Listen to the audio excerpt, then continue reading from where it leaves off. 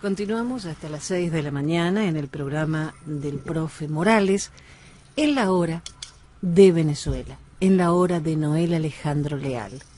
Necesitamos que su voz se escuche, que su mensaje se difunda, porque es un mensaje claro y siempre el mismo. Venezuela tiene que ser libre. Venezuela tiene que ser soberana. Y se puede, porque Venezuela lo vale.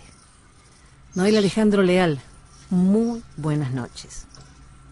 Buenas noches, Jenny, profe, buenas noches a todos los que nos escuchan y gracias por esta oportunidad.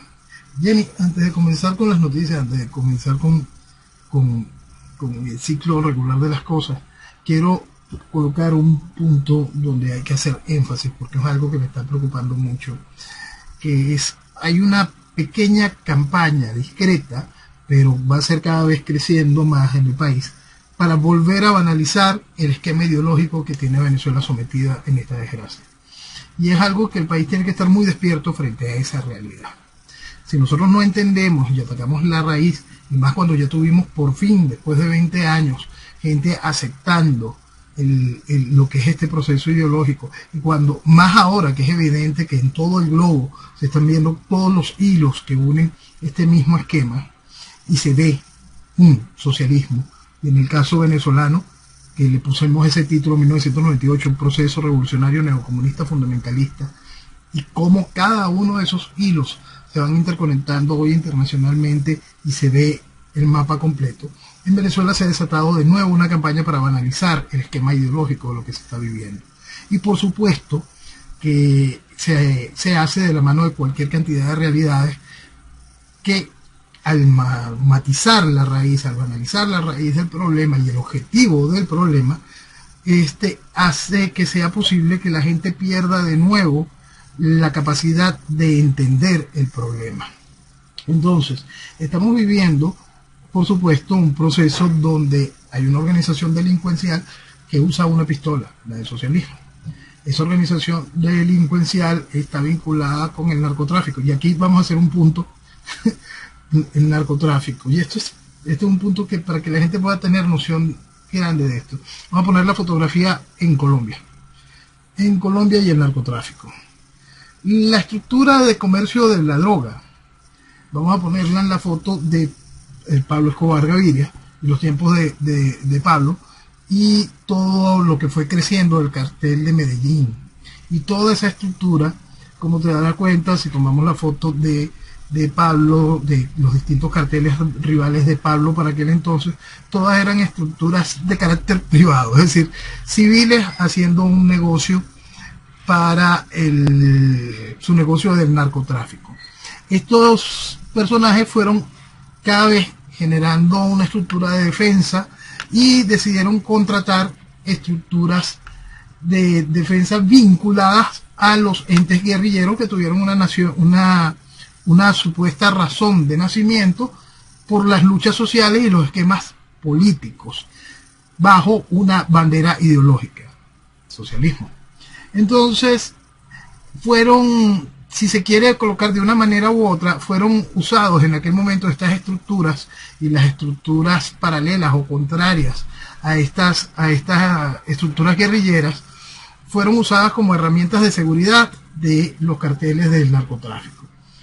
Y hoy, cuando vemos la realidad, es que ya estas estructuras guerrilleras son las estructuras del narcotráfico.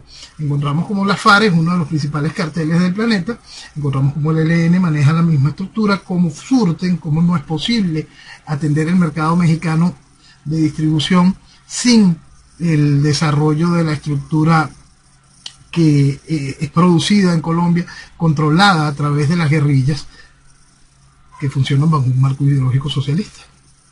Entonces, cuando nosotros tomamos como conscientes de que en el nacimiento del Foro de Sao Paulo es simplemente la unión de las estructuras de partidos de izquierda con la guerrilla colombiana y el narcoterrorismo, socialismo y crimen siempre van de la mano, volvemos al punto. El socialismo tiene esta herramienta del narcotráfico. Por supuesto que el narcotráfico está allí, y es parte del problema. Cuando nosotros abrimos más el mapa y encontramos el proceso fundamentalista, islámico fundamentalista mezclado dentro de este concepto revolucionario, vamos a encontrar por supuesto las vinculaciones con el terrorismo. Y vamos a ver cómo mucho este terrorismo se financia a través de este narcotráfico. Y vamos a encontrar que ese terrorismo ha usado las bondades de la izquierda para ser banalizado, para que no se entienda ni su mensaje ni su objetivo, para que la gente tolere y los gobiernos toleren más allá de lo normal lo que es un avance evidente en un proceso que va en contra de Occidente. Entonces volvemos a encontrar cómo el socialismo ha sido en este caso el vehículo de penetración de esto. Y cuando en el caso de Venezuela vemos la foto de cómo ha sido Venezuela usada como puente para las estructuras terroristas de carácter islámico vinculadas con Hezbollah o con cualquier otro proceso donde las diversas señales de los servicios de inteligencia del mundo van marcando su banderita, encontramos que todo eso es posible gracias al socialismo. Y aquí vuelven a banalizar la herramienta que ha hecho posible la destrucción de Venezuela. Aquí vuelven a querer poner a un lado la raíz del esquema. Y cuando hacemos eso, no solo se pierde el norte de cuál es cómo conseguir el objetivo, que no es otro que poner fin a la estructura revolucionaria, sino que también se deja clavado, infectado, se deja propicio el caldo para que de nuevo el discurso asqueroso socialista de la carga propia del resentimiento, de la carga propia del revanchismo social bajo la estructura ridícula de la justicia social, vuelva a pescar y a generar la ingobernabilidad del mañana. El país tiene que estar muy consciente de quienes le están diciendo, no, ya va, vamos a poner lo ideológico a un lado. No, vamos a discutir exclusivamente sobre el proceso de la estructura criminal, o vamos a discutir sobre el asunto, lo están buscando por derechos humanos. Si nosotros dejamos de entender dónde está la raíz del problema, no solo no saldremos del problema, sino que estamos de una vez asfaltando todo el espacio para las prisiones nuevas, para la cárcel nueva, para los barrotes que van mucho más de lo físico, barrotes que intelectualmente están generando mucho más daño, barrotes que hacen que la gente se minimice, barrotes que la gente tenga un miedo increíble y una increíble necesidad de aceptar cualquier cosa en vez de luchar por lo que le pertenece, por lo que es suyo, en vez de luchar por su familia, luchar por sí mismo, en vez de entender que tiene derecho a ser libre, a crecer y desarrollarse. Todo eso se llama socialismo. Todo lo que hace posible que el individuo se vuelva nada y por lo tanto se pierdan naciones, se llama socialismo. Más claro no se puede hablar. Ahora, también estaba viendo, hay políticos que no ven un poco más allá, porque el Comité de Relaciones Exteriores del Senado aquí en Estados Unidos aprobó una resolución que condena la continuada erosión de la democracia en Venezuela. Perfecto, todo muy bien. La declaración fue encabezada por Marco Rubio, Bob Menéndez. También, y aquí viene mi problema, denuncian la falta de elecciones libres. ¿Cómo pueden pensar que en Venezuela, cuna de Smartmatic, puede haber elecciones libres? Gracias a los venezolanos.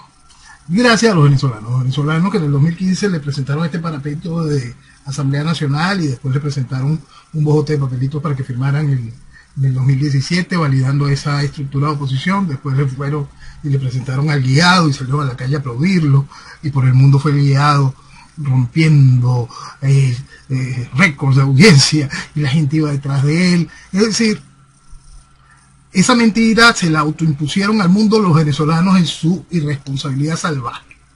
Entonces, el punto principal en esto es que, para que el mundo entienda la verdad del problema y que no existan refugios, porque, mira, cualquier congresista de estos tiene acceso a, por ejemplo, la última declaración del exdirector del Comando Sur, que más clara no puede ser con respecto a la realidad de Venezuela, con respecto a terrorismo islámico.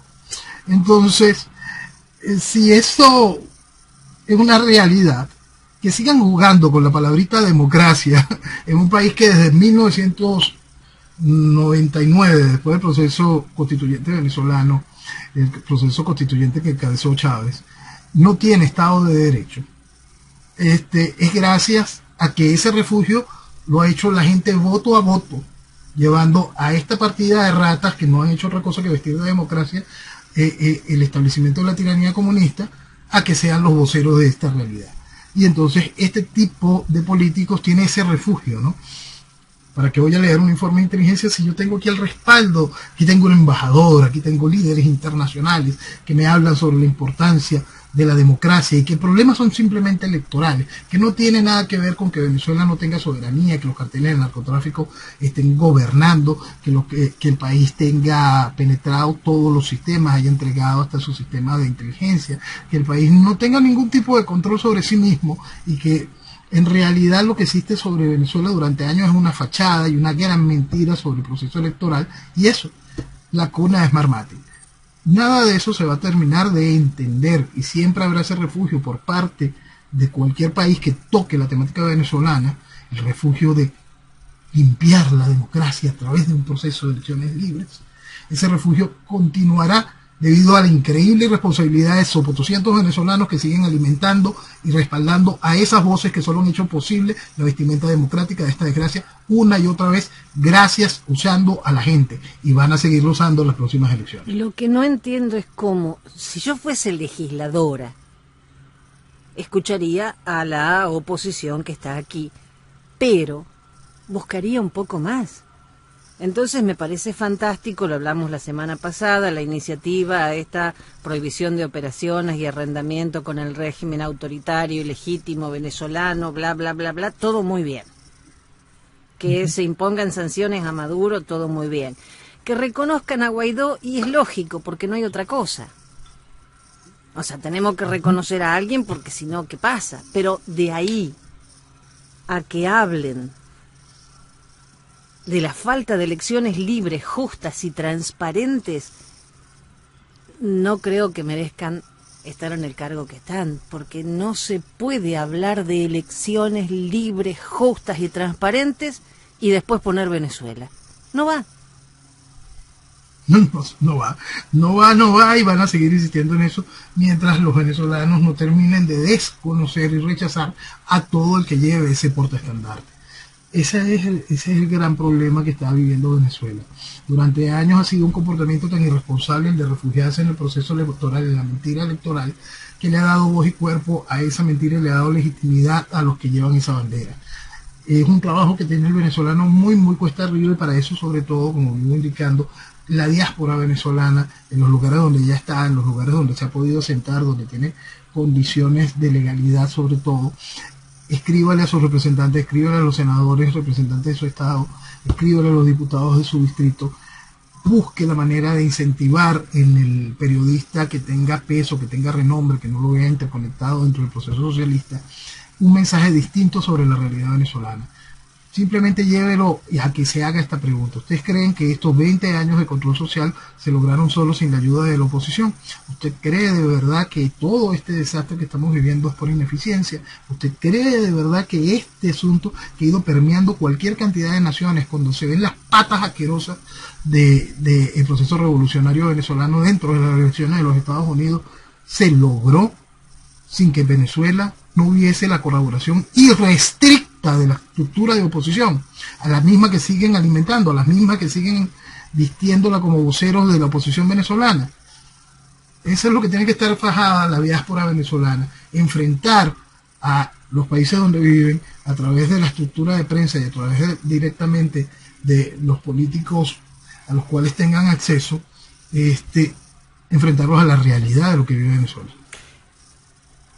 Este problema que hubo en Apure hizo que un gran opositor, don Julio Borges, dijera, escuché esto, pero hay que ver, no sé, tengo mucha bronca. Te leo el titular. Maduro convirtió a Venezuela en un estado fallido.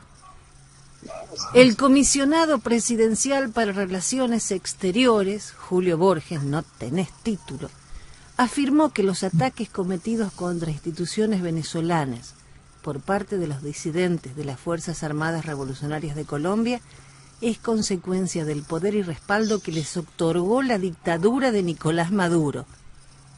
¿Y Chávez era un bebé de pecho? Chávez era un bebé de pecho. Chávez nada más dijo que la guerrilla colombiana era beligerante. Chávez, en pleno Congreso de Venezuela, pidió un minuto de silencio por el terrorista, criminal, asesino Reyes cuando fue bombardeado en la frontera con Ecuador. Chávez desde el inicio tuvo que discutir con uno de sus compadres, con el comandante Urdaneta, cuando la guerrilla estaba pidiendo que le enviaran unos fusiles y unos millones de dólares. Entonces Chávez le dijo a Urdaneta: mira, chico, no, pero tengo que atender aquí a los camaradas, pues. Entonces, todo lo que se está viviendo hoy es consecuencia de Chávez. Todo lo que se está viviendo hoy es consecuencia del Foro de Sao Paulo. Todo esto es consecuencia de una estructura donde Fidel y Lula da Silva, Lula el adorado por toda la estructura política venezolana, decidieron darle paso a la locura de un esquema comunista como el que vivimos. Entonces, toda la destrucción, entrega de la soberanía, todo lo que sucede hoy en Apure, todo tiene una raíz que tiene que ser claramente identificada. Por supuesto, el socialismo que permea en toda esta estructura y esa realidad criminal que Chávez impuso al país. Entonces, lo que se está viviendo en Apure va mucho más allá aún de eso que califica a Julio Borges como el enfrentamiento que ha ocasionado hacia las instituciones venezolanas por parte de la FARC disidente. Ok, es importante que se entienda que todo lo que sucede en Venezuela, por ridículo que parezca, el gobierno tiene conocimiento, control y entrega la buena pro de cada una de esas acciones. Entonces, tenemos que recordar que para eso es una tiranía que logró con Chávez convertir al Ejército Libertador en una milicia, una vulgar milicia revolucionaria al servicio del tirano de turno. Eso es un logro de Chávez. Chávez es quien hace ese tributo a la guerrilla colombiana. Chávez es quien hace de aval dentro de los procesos de paz que los noruegos consiguieron en La Habana para la guerrilla colombiana, y cada una de estas cosas que hizo posible aquella mentira de las entregas de las armas, la dejación de las armas en grandes depósitos de la ONU. No, todo eso se quedó en la frontera venezolana y todos lo sabíamos, todos lo señalamos.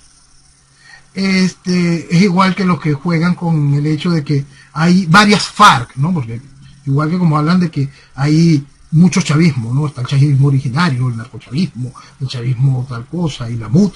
Cada uno de estos tipos de chavismo ahorita también te hablan de que existe una FARC institucional y democrática, que se vive en el Congreso. Existe una FARC disidente, pero con la cual se establecen relaciones, que es la que maneja Iván Reyes y Santrich. Iván Márquez, perdón, y Santrich, y está la otra FARC disidente. Bueno, el asunto es que tuvo un problema entre narcos, los cuales utilizan al compadre que tiene un ejército establecido para que vaya y le ponga orden a el narco que decidió hacer negocios por su cuenta. Y esa es la cochinada.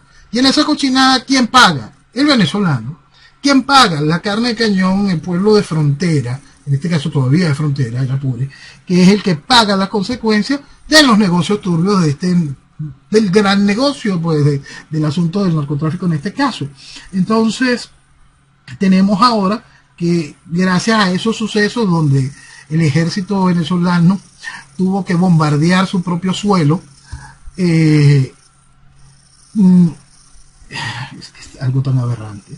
Ahora, para poder despejar la zona y poder abrir más espacio, han generado un conflicto social impresionante en la zona. Ya ahora hay un nuevo grupo de desplazados, ¿no?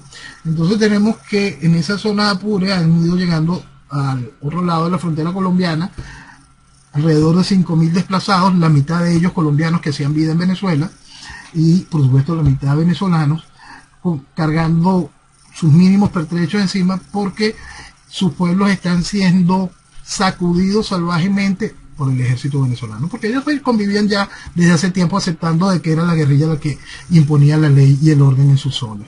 Esa es la realidad de lo que vive Venezuela. Toda cortesía del chavismo, toda impuesta gracias al socialismo, toda avalada voto a voto gracias a gente como Julio Borges. Y aparte denuncian asesinatos, abusos y detenciones arbitrarias después de que llegaron las FAES a la zona de conflicto, que supuestamente eran los que debían poner orden. Fíjate, más de una vez hemos colocado aquí como reflejo cuando la gente piensa que Venezuela se dirige hacia Cuba. Hemos señalado como Venezuela, el futuro de Venezuela es otra cosa, porque lo que nos tiene planteado la revolución es algo mucho peor, es algo mucho más podrido, algo mucho más enfermo, porque hay que debilitar el país para que la gente pierda la identidad del país y no luche por su integridad física mañana. Entonces el futuro de nosotros es más cercano a Somalia, a Sudán, a Liberia. Y entonces en Liberia, que lo he colocado siempre como ejemplo principal para que se pueda entender cómo se llega a eso, las distintas facciones propias, controladas, las formales del gobierno, es decir, sus policías, su ejército, se encargan de este tipo de trabajo de manera formal. Van, eran enviadas por el criminal que manejaba Liberia en aquel entonces, y se dirigían a la zona y acometían su trabajo, pues. El trabajo ahorita de la FAE es el lógico que iba a suceder. Era natural que esa cosa sucediese porque para eso están, para esa constante acción criminal. Pero no, esto de Apure no es algo que comenzó hoy. Hace años que esto es un santuario para la actuación de grupos guerrilleros colombianos. No es de ahora que No esto está pasando. Ahora, bueno, se supo de como casi 5.000 personas que tuvieron que escapar a Colombia. No es de ahora. Hace mucho tiempo que la FARC y el ELN operan en Venezuela. Sí, hace mucho tiempo que la FARC opera en el territorio venezolano. Durante años fue combatida. Ya con la llegada de Chávez las cosas por supuesto empezaron a cambiar, tanto así que finales del 2001 Venezuela había tenido que colocar 2 teatros de operaciones precisamente por la presencia guerrillera en la frontera. Uno de esos teatros guerrilleros de operaciones estaba comandado por un general del ejército, Néstor González González. Néstor González González le entrega a Chávez un informe donde coloca hasta los puntos con geolocalización donde están los campamentos guerrilleros, pide la autorización para poderlos atacar, y por supuesto le fue negada su autorización. Fue trasladado ese oficial a otra zona. Después ese oficial por supuesto se vio involucrado en los hechos del 11 de abril del año 2002 para poner fin a esta desgracia. Este proceso de destrucción, este acompañamiento a la guerrilla, esta entrega de la soberanía venezolana ha sido ejecutada por el chavismo con total sincronía, sin problemas, con absoluta seguridad desde el inicio de la llegada de Chávez, porque forma parte de ese acuerdo de vencimiento del Foro de Sao Paulo. Noel, ¿en qué queda esa reacción contundente que Maduro amenaza a Colombia? Mira, en nada. Porque, ¿qué es lo que ahorita necesitan ellos? Ellos necesitan que Duque termine de hacer el ridículo para que Petro pueda alcanzar el triunfo electoral. Es lo que ellos necesitan. Entonces, todo esto es parte del teatro, puro chiste. Y vamos sumando. Sí, también es ponerle a Duque, a Petro, el esquema de, fíjate que te estamos haciendo esto para que trabajemos juntos, no es que tú te vas a desviar o tú te vas a creer que tú eres algo, no. Si tú llegas al coroto es porque nosotros queremos, entonces tenlo claro. Hablamos de Rafael Ramírez varias veces. Hoy encontré un tuit de este caballero que dice: para recuperar PDVSA, el país debe entrar en una nueva batalla nacional, espiritual, de movilización y combate a favor del país, sin cálculos, sin pretensiones que no sean las de rescatar la patria. Y sigue. El hecho de que el gobierno de Maduro, con minúscula, haya sido incapaz de administrar el sector petrolero en 7 años caóticos de persecución, desviación de recursos y sucesivos errores en la conducción de la empresa, no es razón para privatizar el petróleo y renunciar a su reconstrucción. Bueno, esa rata, quien Chávez, esa rata, que fue uno de los instrumentos más efectivos de Chávez para destruir a PDVSA, Chávez lo puso ahí para destruir a PDVSA, él siguió con el trabajo que ya había comenzado el comunista Ali Rodríguez Araque, el guerrillero comunista Ali Rodríguez Araque, el comandante Fausto, director del primer del órgano de divulgación, el primer director de la revista del Foro de Sao Paulo, era Ali Rodríguez Araque. Rafael Ramírez lo que continuó fue eso, pues por instrucciones de Chávez, la destrucción de PDVSA. PDVSA es técnicamente irrecuperable. Eso es algo que el venezolano tiene que terminarlo de comprender y enfrentar una serie de realidades sobre cómo es el mañana de Venezuela con respecto al negocio petrolero. Venezuela, como muchos países, no vendió el subsuelo en su momento. Nosotros, no es como en los Estados Unidos. Tú eres dueño de tu tierra y eres dueño del subsuelo de tu tierra. Tu tierra conseguiste petróleo, eso te pertenece. En Venezuela no es así, el subsuelo pertenece al Estado. El mañana petrolero de Venezuela, el mañana energético, en lo que tiene que ver con esto, con producción, refinación, distribución de petróleo de Venezuela, tiene que ser visto desde otra óptica de manera radical. Y en cuanto a las declaraciones de ese criminal, lo único que hay es que esperar que algún día el Interpol lo atrape, punto. Porque más allá, él va a seguir haciendo daño, va a seguir financiando a la estructura de oposición, con el dinero con el que se destruyó PDVSA, y dentro de toda esa estructura van a continuar los chantajes, ¿no? Entonces da el espacio de prensa, vamos a buscar un espacio donde se puedan encontrar con viejos esquemas del chavismo originario, vamos a darles legitimidad a ese mensaje. Por eso es que siempre el mensaje se resume hacia Maduro y no hacia el hecho criminal de todo lo que fue el chavismo. Siempre es importante recordar que todo lo que hizo Chávez y todo lo que hizo y hace el chavismo es para la destrucción de Venezuela y del venezolano. Eso tiene que entenderse, y en el caso de Ramírez, él fue uno de sus principales ejecutores de esa delicada labor y fundamental labor que Chávez ordenó: destruyan a PDVSA para destruir a Venezuela. Hay otra noticia muy importante y de mucha trascendencia. Argentina salió del Grupo de Lima. ¡Qué revuelo hay! Salió del Grupo de Lima. Formalizó su retiro al considerar que las acciones que ha venido impulsando el grupo en el plano internacional, buscando aislar al gobierno de Venezuela y sus representantes, no han conducido a nada.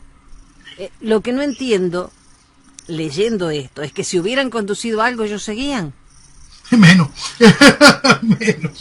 Entonces no entiendo la forma en que ellos explican por qué se van del Grupo de Lima. Bueno, la forma del por qué lo explican, y es muy buena la pregunta, es para enviar un mensaje sobre el futuro de hacia dónde va la estructura revolucionaria argentina. No jueguen a aislarnos porque eso no sirve. Eso es muy importante, que el argentino tome nota y que los países tomen nota en conciencia. Ellos están queriendo decir: no jueguen a aislarnos cuando mañana nosotros tomemos este camino, porque eso no sirve. Es distinto en el caso venezolano, porque Venezuela generó, esto siempre es bueno recordarlo para que la gente pueda entenderlo gráficamente, se tenga una idea de esto.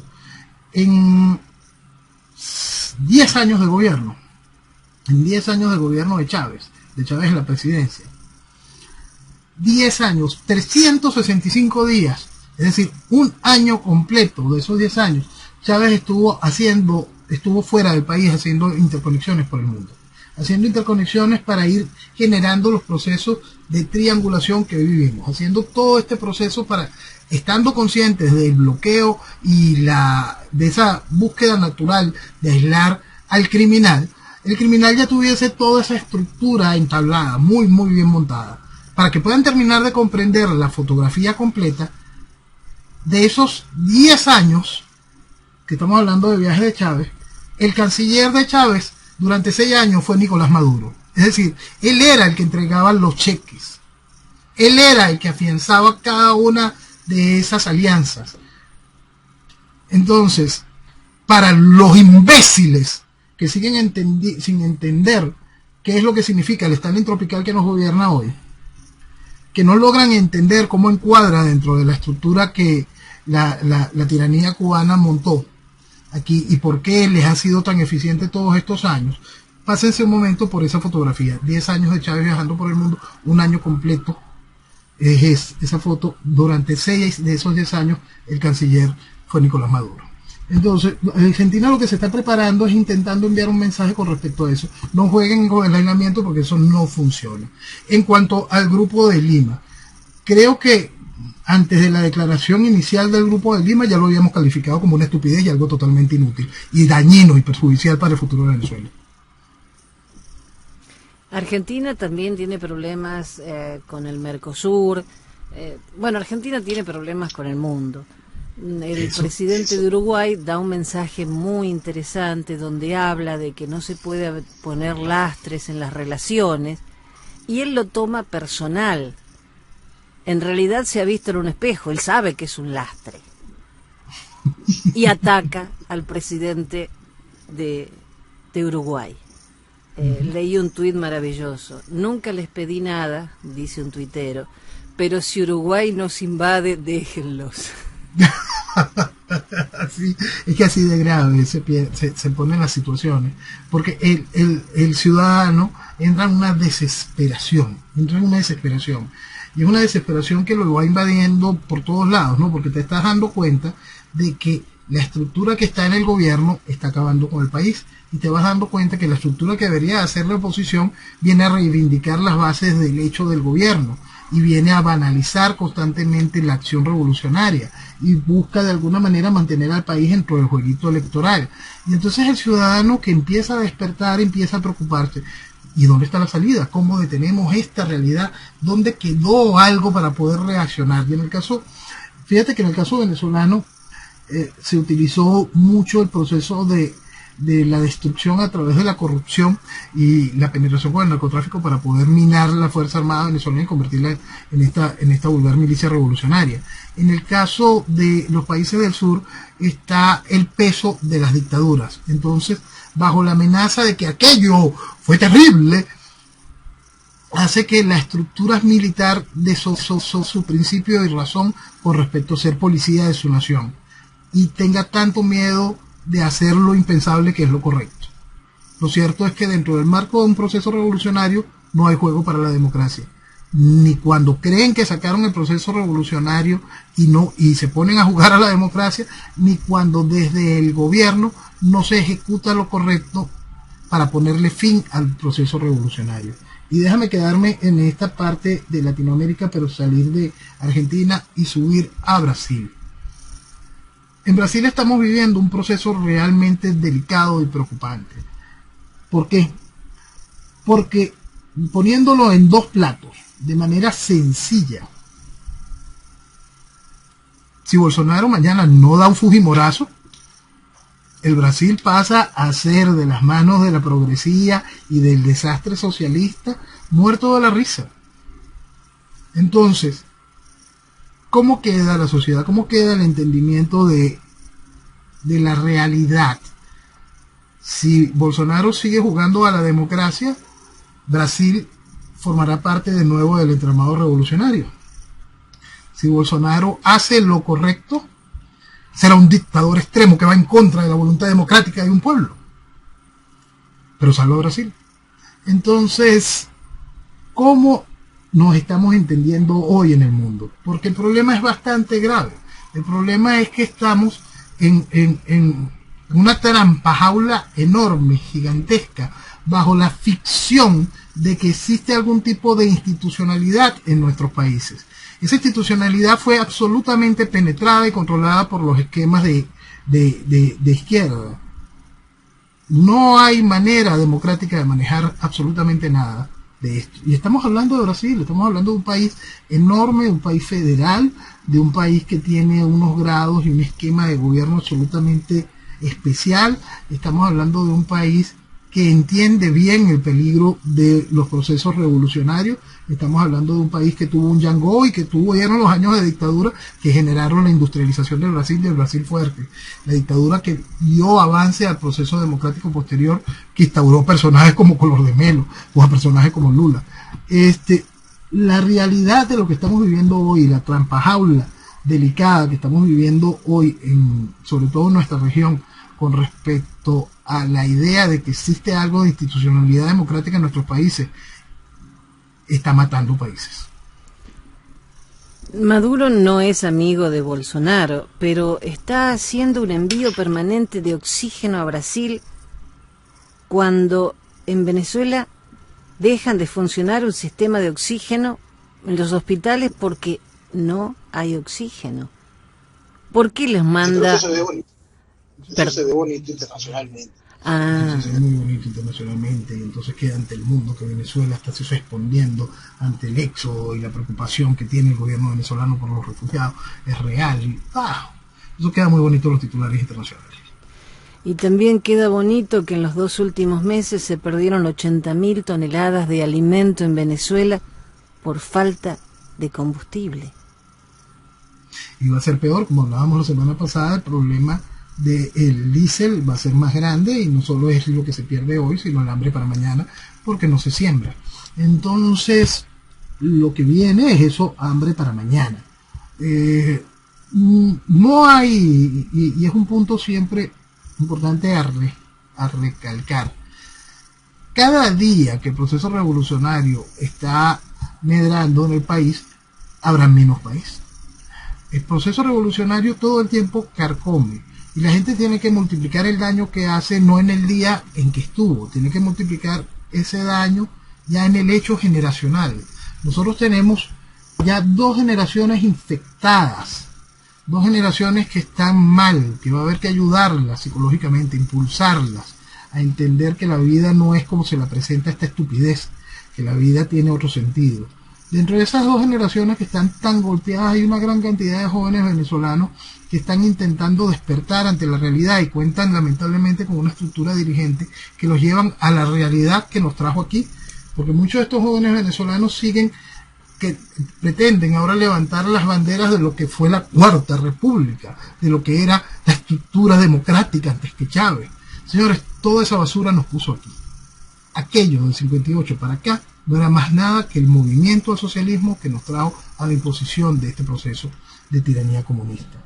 Aquella cosa donde la Constitución del 61 el primer hecho fue eliminar las garantías económicas, aquella cosa salvaje y ridícula que fue la estatización del esquema petrolero, porque no hubo nacionalización alguna, la estatización del esquema petrolero, ese endeudarse cuando teníamos tantos ingresos, ese Estado paternalista, dueño de absolutamente todo, que mató el ansia de crecer y de desarrollo de tantos venezolanos.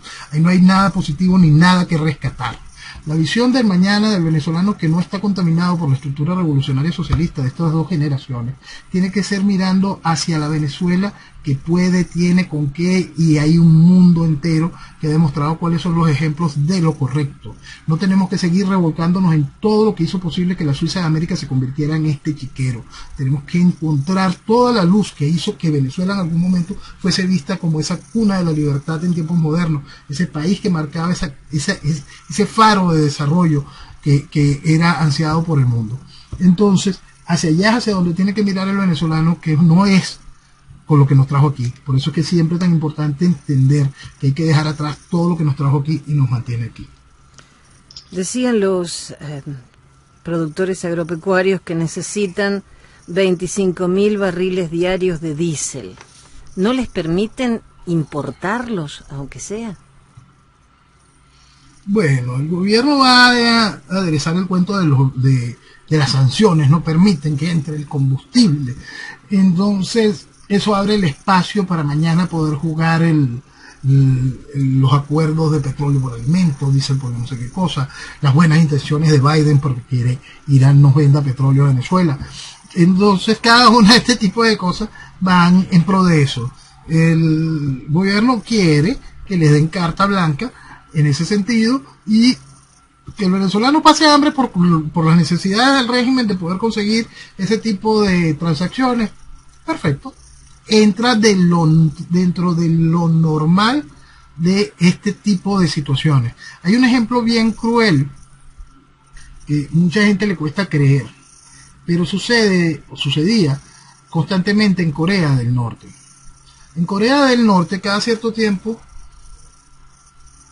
sonaba una alerta que hablaba sobre canibalismo. La gente se empezaba a comer a sus familiares porque el hambre era total. ¿Y qué conseguía con esto cada vez que Corea del Norte dejaba correr esa noticia? Conseguía que los Estados Unidos y ciertos países de Europa levantaran ciertas sanciones para que entrara toneladas y toneladas de alimentos desde China y desde Rusia para que Corea del Norte pudiese tener algún tipo de estabilidad alimentaria.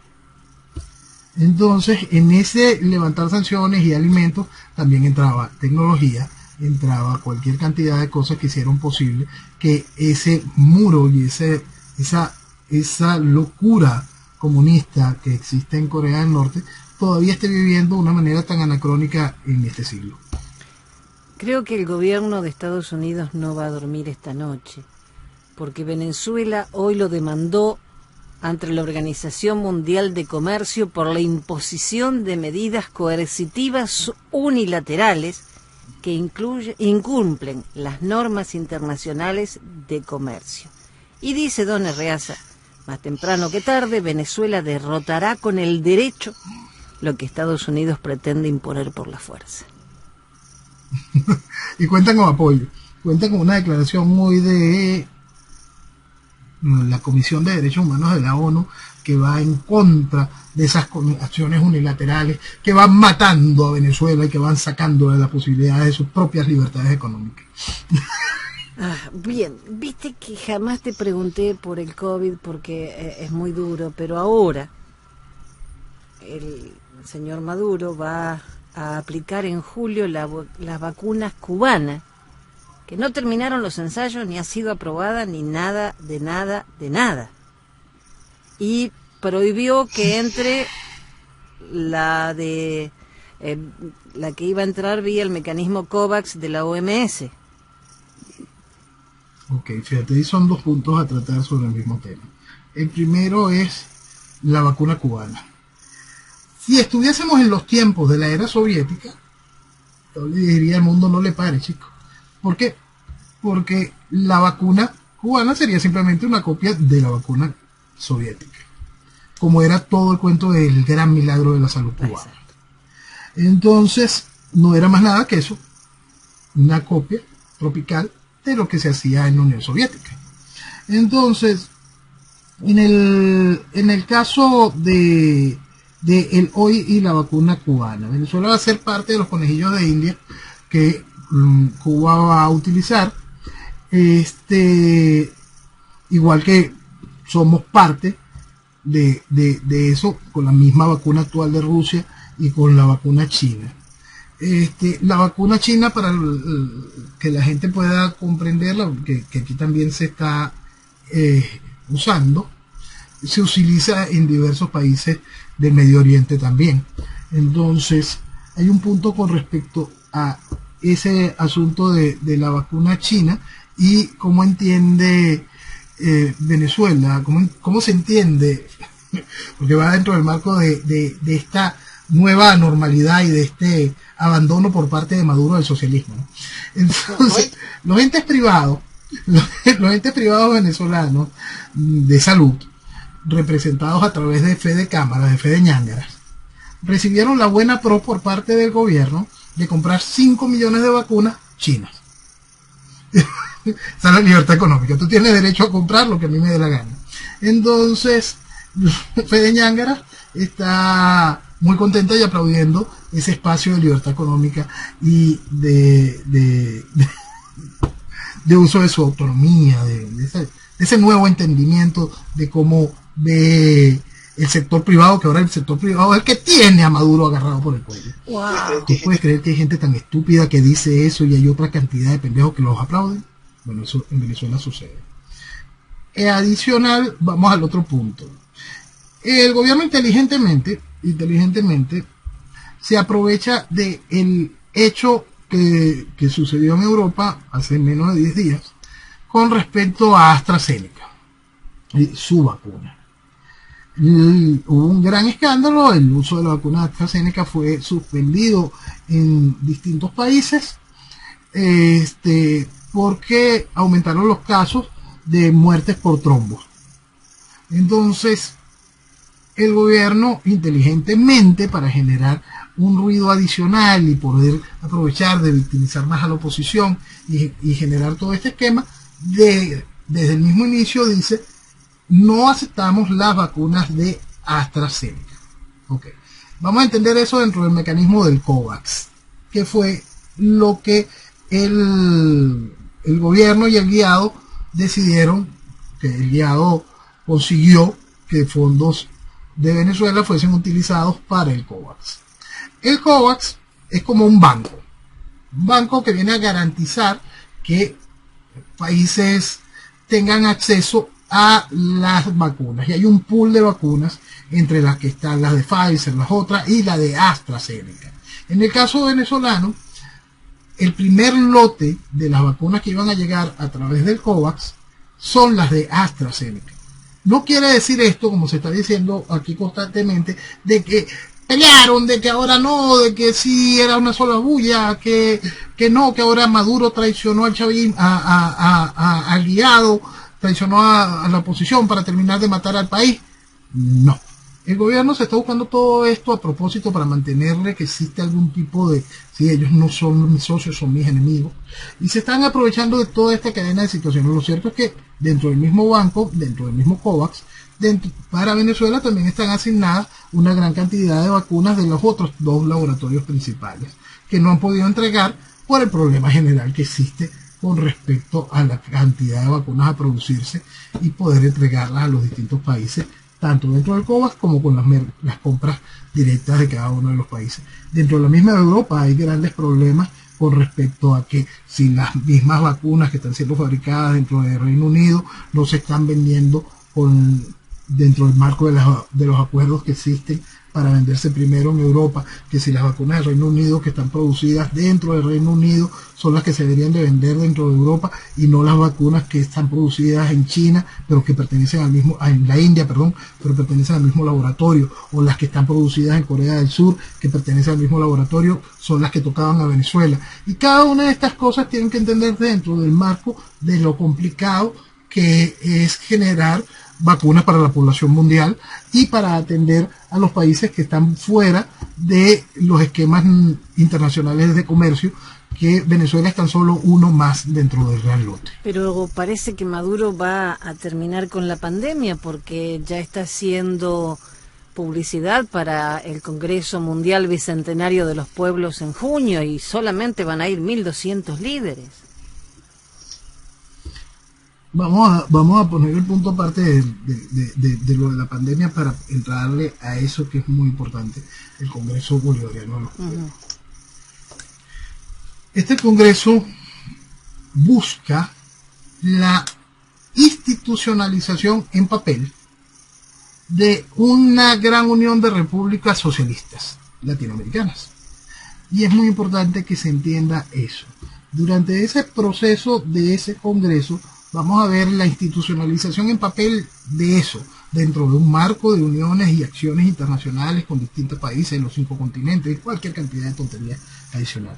Pero lo que va buscando es terminar de perfilar esa unión de repúblicas socialistas suramericanas. Y eso es muy importante que la gente lo tome en cuenta con respecto a cómo cada uno de sus países, qué tipo de representantes son los que llegan. Son partidos que ya están en el gobierno, son los partidos que le hacen piso a través de coaliciones a las estructuras de gobierno, como en el caso de Podemos en España. Son países que son partidos que tienen próxima oportunidad electoral, como en el caso de Colombia con el partido de Petro. Cada uno de este tipo de cosas tienen que ser bien observados por cada uno de los países de lo que va a suceder aquí en ese Congreso Latinoamericano Bolivariano de los Pueblos. De lástima que se sigue ensuciando el nombre de Bolívar. Porque es muy importante, porque eso va a marcar de manera directa, por ahora el plano, pues vamos a poder ver el esquema de lo que esos enfermos sueñan hacer con el continente. Es que se está tomando a chiste el que Maduro convoque a 1.200 personas a estar en Venezuela, pero creo que no es precisamente un chiste. Hay que estar muy alertas con esto. No lo es. La gente debería estar más consciente. Ahorita hoy que hemos hablado varias veces del Foro de Sao Paulo, de aquella barbaridad en aquellos años de las primeras reuniones del Foro de Sao Paulo, como esas personas que fueron a esas primeras reuniones, esos voceros que dijeron cualquier sarta de estupideces cargada de resentimiento, de fantasía estúpida, constante socialista, cada una de esas basuras que es embrutecimiento y más embrutecimiento, dieron aquellos discursos en aquellos años. Todos son gobierno hoy, todo fue un fin como oposición a los gobiernos de hoy, dentro del marco de la democracia y la instauración constante del proceso revolucionario que va matando países. Leer los integrantes del Foro de Sao Paulo asusta. Argentina tiene nada más que 12. Aruba, Barbados, Bolivia, Brasil, Chile, Colombia, Costa Rica, Cuba, Curazao, Ecuador, El Salvador, Guatemala, Haití, Honduras, Martinica, México, Nicaragua, Panamá, Paraguay, Perú, Puerto Rico, Dominicana, Trinidad y Tobago, Uruguay y Venezuela. Nada más. No, y vamos ahora hacia la institucionalización más formal de la otra herramienta de la misma maquinaria, que es la herramienta del Grupo de Puebla. Vamos a ver poco a poco cómo el Grupo de Puebla vuelve a retomar espacio, y lo hará cuando termine de entender que no es más que un empleado. Alberto Fernández termine de comprender para qué está, y entonces hable como presidente en ejercicio en representación del Grupo de Puebla, ¿no? Entonces eso lo terminaremos de ver si Cristina da permiso, pues. Eso es. Siempre tiene que estar la señora Cristina. Pero en el Grupo de Puebla, bueno, está Argentina con su presidente, don Alberto Fernández. Exacto, que eso es lo que más le interesa, al Foro de Sao Paulo, es poder contar, al Grupo de Puebla es contar con una vocería, con un presidente en ejercicio. Por eso es que tendrán que utilizar a Alberto para eso. Sí, él no tiene problema, él se presta enseguida. Otra noticia que para el que no es venezolano es difícil de entender. 1 kilo de harina pan, 1 de pasta, otro de arroz y medio kilo de caraotas cuestan $5. 1 millón de bolívares compra 0.53 centavos de dólar. Esto es más o menos, para un trabajador de la administración pública, 4.6 sueldos para poder comprar eso. ¿Cuánto come una familia? No come. Por eso es que dentro de la economía regular eso no existe. Venezuela vive una inmensa fantasía. Venezuela vive una realidad económica criminal. Venezuela sobrevive en medio de un caos y un desastre porque, mira, son cosas increíbles lo que sucede en este país. Yo siempre he utilizado la frase de que Venezuela, dentro de todo este desastre, está bendito. Y vamos a colocar un punto con respecto a eso y lo que fue el desastre que vivió Venezuela el viernes pasado, que vivimos en Caracas, con respecto al increíble tiroteo que desataron las bandas de la Cota 905 en Caracas. Mira, puedes creer, Jenny, que eso fue... Mira, era increíble. Una batalla campal, disparos por todos lados, tableteo, ametralladoras, constantemente por todos lados, en cada una de las áreas de esa zona, por toda la franja de la Cota 905, llegando a los túneles de Paraíso, hacia el lado también de la Nueva Granada. Fue una cosa impresionante durante horas. Y se contabiliza de manera pública y abierta una víctima, un muerto.